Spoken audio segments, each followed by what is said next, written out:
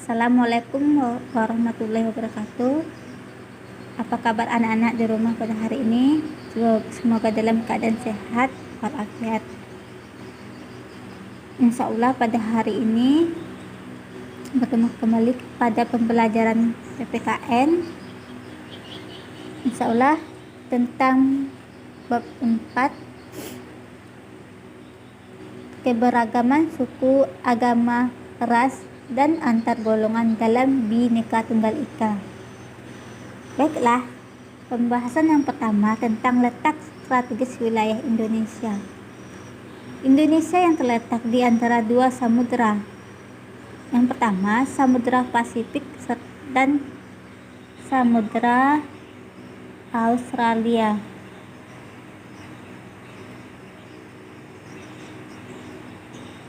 Samudra Pasifik serta Samudra Indonesia di antara dua daratan ialah Asia dan Australia, menyebabkan daerah Indonesia jadi jalan perdagangan internasional.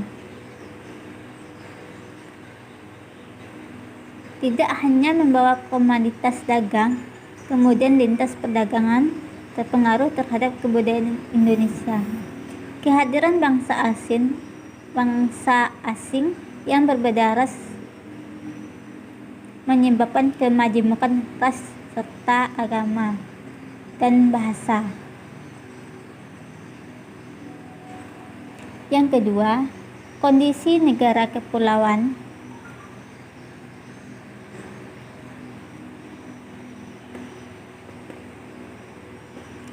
Negara Indonesia terdiri atas beribu-ribu pulau yang secara fisik terpisah-pisah.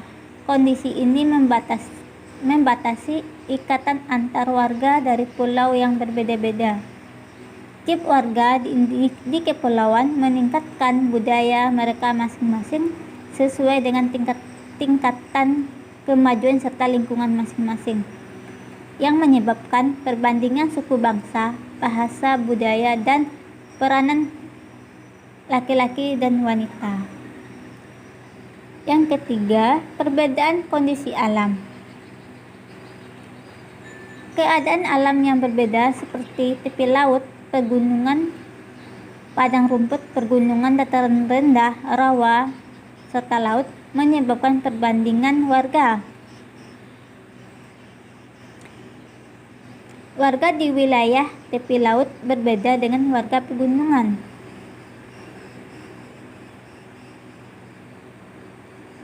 Semacam perbandingan wujud rumah, mata pencaharian, makanan pokok, baju, kesenian, dan lain-lain. Yang keempat, keadaan transportasi serta komunikasi. Kemajuan sarana transportasi serta komunikasi berpengaruh terhadap perbandingan warga Indonesia.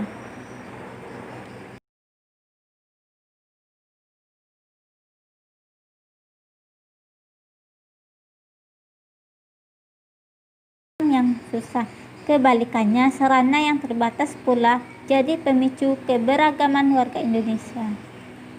Yang terakhir, penerimaan warga terhadap perubahan.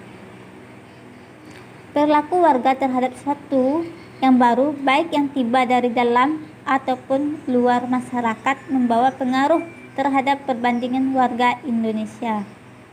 Ada warga yang gampang menerima orang asing ataupun budaya lain, semacam warga perkotaan, tetapi terdapat pula sebagian warga tetap setia bertahan pada budayanya sendiri.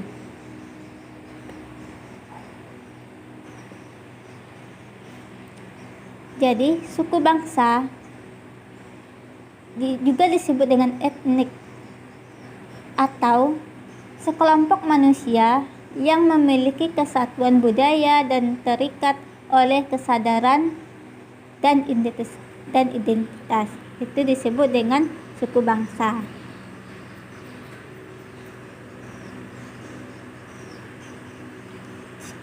Sekian, terima kasih materi pembelajaran PPKN pada